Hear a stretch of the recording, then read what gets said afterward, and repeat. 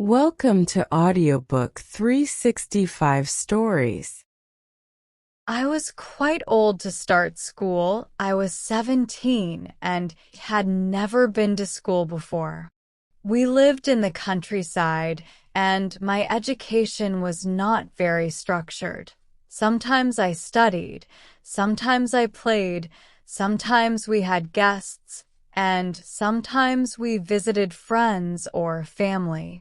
This is what happens when you have a big family and do your studies at home, especially if you prefer doing things over thinking. I didn't like books very much. I preferred gardening, riding the pony, baking cakes, and taking care of the baby. My sisters were smarter than me, and I didn't think I could do well in subjects that required studying, so I focused on being good with my hands. But I didn't mind working. I did my lessons when I had to, although I was always ready to stop and do something else if needed. When my mother said I had to go to a good school for a year, I agreed. I always liked changes. I went to a big school called London High School, and I stayed with some people we knew. They weren't connected to the school, so I had to rely on myself a lot and figure things out on my own. I had to take a test before I could join the school, and I'll always remember how I felt that day. The headmistress seemed sharp and quick, and I thought she thought I was very dumb for my age. I was put in a room with many girls, most of them younger than me, and given some test papers to do. The questions were new to me, and I was nervous and worried. But I kept working hard, feeling like I was showing how little I knew for a 17-year-old, and worried I'd be put in a class with much younger students. There were two very pretty girls sitting next to me. They had curly black hair, bright faces, and lovely dark eyes. There was also a fair girl who wrote diligently the whole time and seemed to have no trouble. After the test, I asked her how she did, and she said it was easy and she answered most of the questions. When we compared our answers, I realized I must have been wrong because she was so sure she was right. I went home feeling very sad, but determined to work my way up from the bottom if I had to. The next morning, I prepared myself for what was coming and went to school. I had to take a bus, and I found one that came at the right time. When I arrived at the school entrance, a tall, thin lady with small features and glasses welcomed me. She spoke in a sharp, clear voice, but she was quite kind. She told me I was in the 5th form, and my desk was closest to the door. There was a lot of hustle and bustle as many new girls were there. I sat at my desk and wondered if the 5th form was the highest or the lowest. It was hard to believe I was in the highest form, but the other girls at their desks looked as old as me. The two pretty girls with dark hair were there, but I didn't see the fair girl who worked so easily. I waited and watched for her, and soon she came in, but she was moved to the form behind. She was in the 4th form, and I heard her name, Mabel Smith. At the end of the first term, I got a good report and went home happy. I was very happy to be home again because I had never been away for so long, and I found my little brothers had grown a lot. But the Christmas holidays ended quickly, and I went back to school in a cold, snowy week. London snow isn't like the beautiful, clean white snow that covers everything in the countryside. But I knew my way around by now and found my familiar bus waiting for me. The conductor greeted me warmly. He was very kind and always waited for me as long as he could. This term, we had a new teacher for math, and I didn't like her at all. I've always been very slow and not good at math, and the new teacher was so fast. She worked very quickly, and I couldn't keep up with her. She would go through a math problem in Euclid, proving that one figure was or wasn't equal to another, and I'd be left trying to understand the first proof when she was already onto the last one. Honestly, I didn't really care if one line could be proven equal to another or not. I thought it would be much easier to just measure it and be done with it. The same thing happened in arithmetic. She'd take us through countless step fractions with so many steps, as fast as she could write down the numbers. All I could do was stare blankly at the blackboard and hope that I could make sense of it all at home. She also gave us a lot of homework. So I had to work until after 10 at night, and then I'd have to leave some of my math problems unfinished or skip my other work altogether. I knew I was slow and not very good at math, but the other girls were struggling too, though not as much.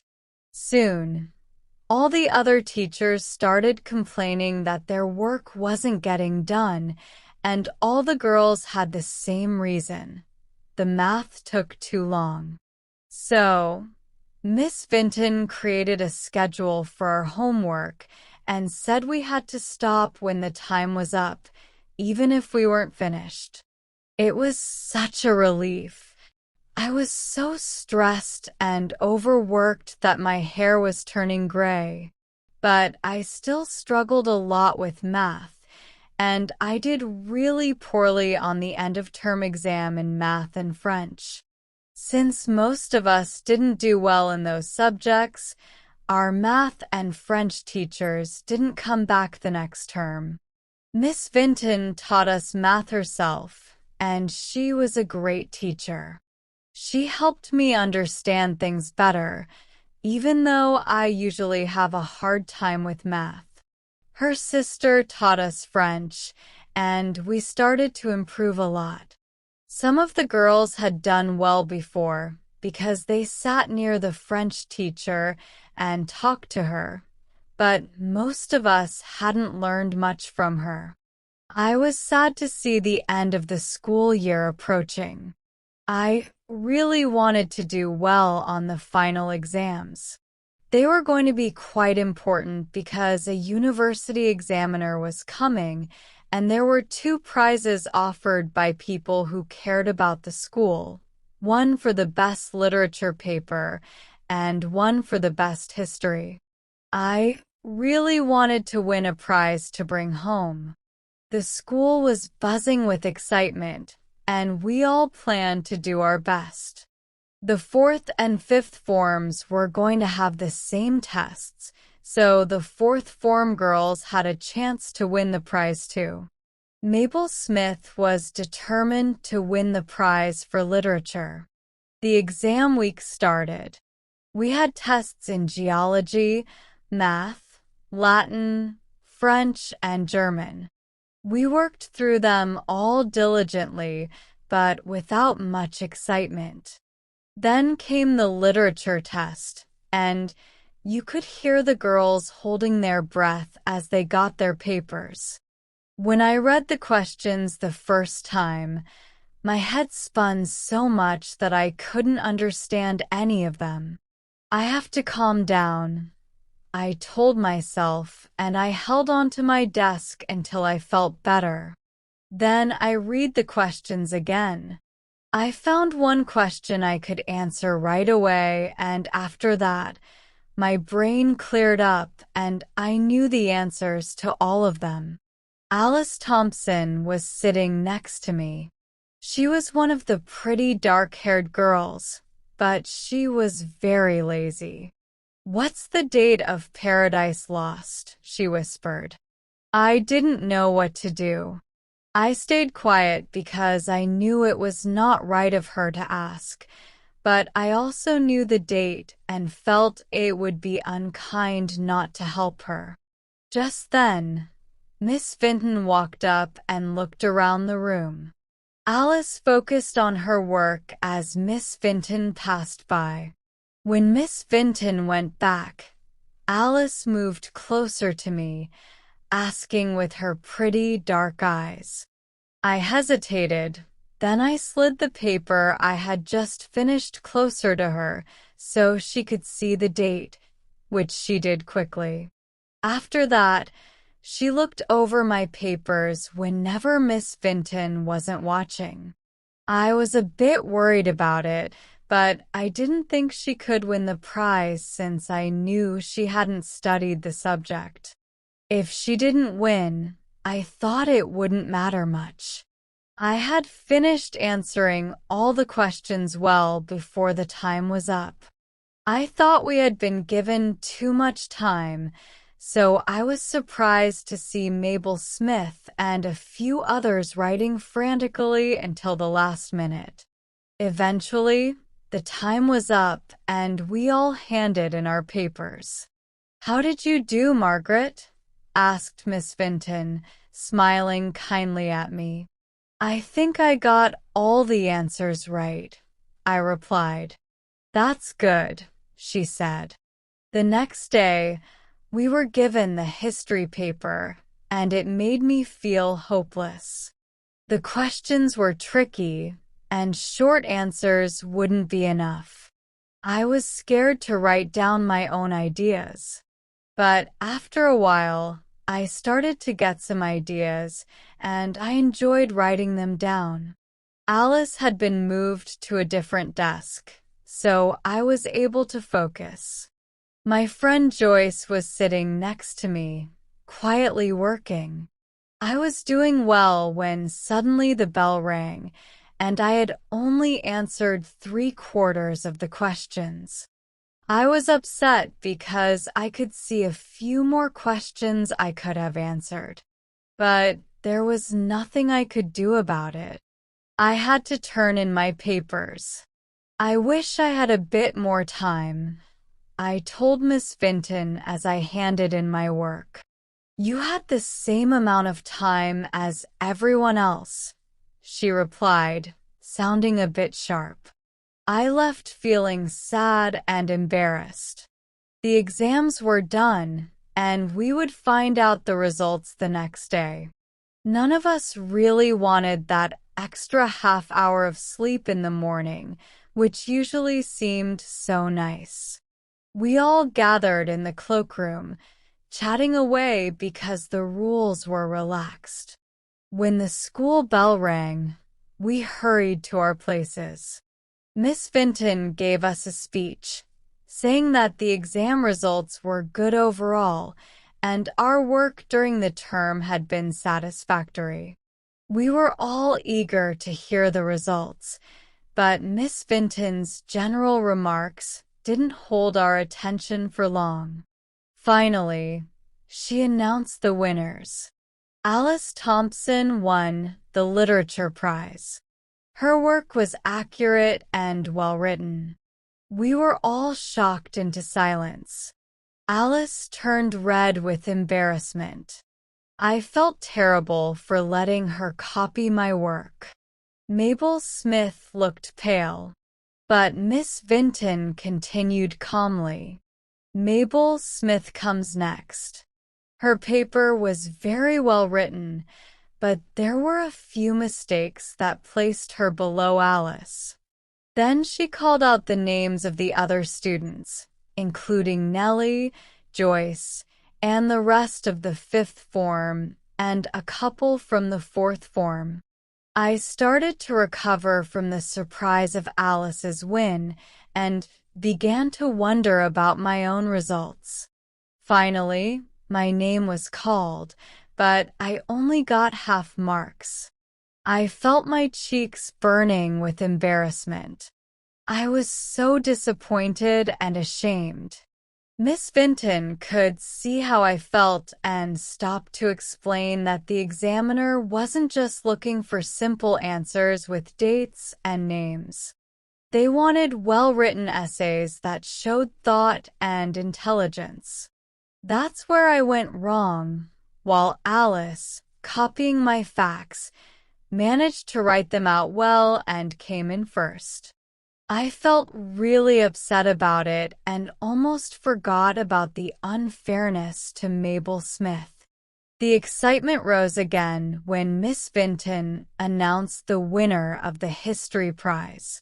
The History Prize goes to Nellie Gascoigne for her excellent paper. Margaret and Joyce are tied for second place. Their papers were also excellent, just a little behind Nellie's. I couldn't believe it. I had left so many questions unanswered. I never thought I'd do well in history. This made me feel a bit better about my earlier disappointment. But then I remembered the issue with the Literature Prize. After the morning's announcements, Mabel Smith grabbed my arm urgently. "We need to talk," she said. "Let's go to the cloakroom," I replied. "We can grab our books later," I suggested. "You know Alice Thompson cheated," Mabel began as soon as we were alone. "I sat right behind and saw you slide your papers over to her, and she copied whatever she needed." "I never thought she'd win the prize," I admitted. "I just wanted to help her out. But she did win it, and it's my prize. What are you going to do about it?" "I'm not sure. I know I shouldn't have let her copy, but I didn't think it would cause any harm. Now you have to tell Miss Vinton. It's not fair that I should lose the prize I worked so hard for just because she cheated." "I wish you hadn't seen," I replied. "But regardless, Alice wouldn't have won if she hadn't cheated, and you need to tell Miss Vinton." "Oh, that's too much," I cried out. "It's Alice who should tell Miss Vinton, not me.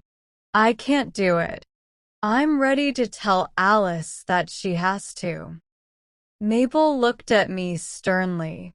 "And if she refuses?" she asked. "Then I'm not sure what we can do," I admitted. "You're going to let her keep my prize?" Mabel pressed. "Well, you could tell Miss Vinton if you want," I suggested. "You're the one who should tell her. It's all your fault. You had no right to help Alice cheat," Mabel accused. "I know that's true," I conceded. "But it just makes it even harder for me to report her." Just then, Alice walked in. "Oh, Margaret," she exclaimed. Then she noticed Mabel and paused. "Are you going to tell Miss Vinton you cheated?" Mabel asked, approaching her with angry eyes. "Margaret, did you tell?" Alice inquired. "I saw you," Mabel interjected. "I sat just behind and saw you. You're not going to try to keep my prize, are you?" "No, of course not," replied Alice. "I never aimed to get the prize. I just wanted to write a good paper and avoid getting scolded by Miss Vinton as usual. You can have the prize if you want."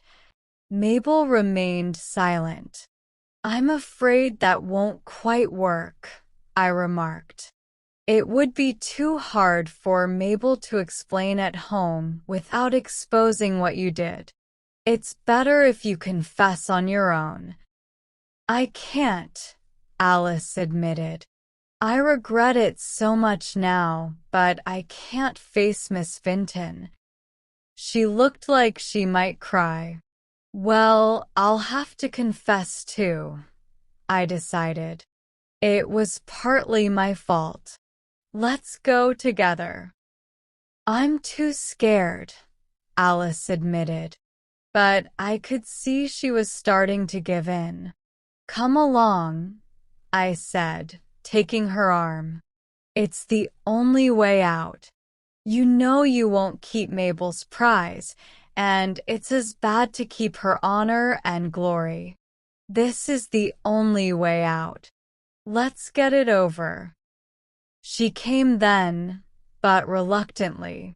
Fortunately, we found Miss Vinton alone in her room, and between us, we managed to stammer out our confession. Miss Vinton, I think, was not surprised. She had feared there was something not quite right, but she was very stern with us both, as much with me as with Alice, and as it was to be my last meeting with her, I was heartbroken. However, I lingered a moment after Alice, and then turned back and said, "Please forgive me. You can't think how sorry I am." "Remember, Margaret," she replied, "that it is not enough to be honest in your own actions. You must also discourage anything dishonest in others. I know you wouldn't cheat yourself, but if cheating is wrong, it's just as wrong to help someone else to cheat. Do you understand? Will you remember this in the future, in big things as well as in small? You must not only do right yourself. Your influence must also be on the side of what's right. Of course, I forgive you.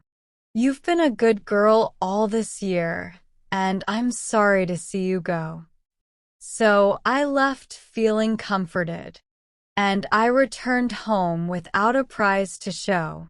But I had something better. I had developed a genuine love of learning that has stayed with me. I don't know what happened to Alice Thompson. I just hope she never had to make a living by teaching. Nellie Gascoigne went back to her cheerful family of brothers and sisters and embraced the joys and responsibilities of home life.